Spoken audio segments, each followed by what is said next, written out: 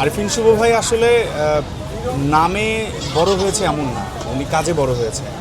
So যখন আমরা আরিফিন শুভকে চিন্তা করি, আমি তো প্রথম থেকেই একটা নস্টালজিয়া জায়গা থেকে ফিল করি।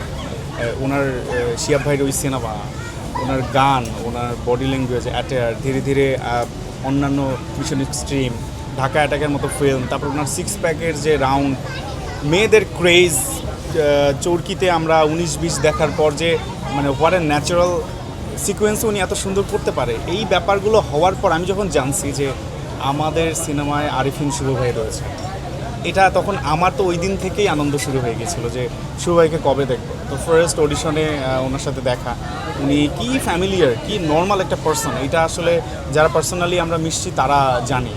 মানে ওনার ভিতর কোনো ইগো, কোনো অ্যাটিটিউড, কোনো দ্বিধাদ্বন্দ্ব আর্টিস্টের সাথে, ধরেন আমি তো নিউ কামার, সো উনি একেবারে এস্টাবলিশড আর্টিস্ট, তো আমাকে যে হেল্পিং হ্যান্ডটা, এইটা দুর্দান্ত। এটা আসলে বড়রা আসলেই বড়, এবং এই বড় হওয়ার পিছনের কারণেই মনে হয় এই ছোটো ছোটো ব্যাপারগুলো। অন স্ক্রিন সিকোয়েন্স করার আগেও প্রাইমারিভাবে কনভারসেশন, তুমি রেডি আছো, এটা এভাবে করবো, তুমি কি ঠিকঠাক, তুমি কি পানি খাবা, তুমি কি মানে রেডি, একটু সময় চাও, তোমার হাতে আমার হাতে আসলে বাধা, আপনারা যেটা দেখেছেন যে আগুন লাগার সিকোয়েন্স, তো আমার তো হাত বাঁধা ছিল।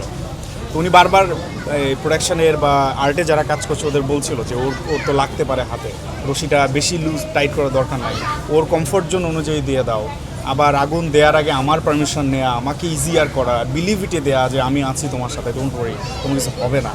এই কেয়ারিং সেন্সটা আসলে আমি খুব কম পেয়েছি কাজ করতে গিয়ে। তো ওনাকে দেখে আমার মনে হয়েছে যে okay, in future I am very, মানে আমি রেডি থাকবো যে যখন শুভ ভাইয়ের কথা শুনবো, তার সাথে কাজের সুযোগ রয়েছে, আমি তো লুফাই নেব।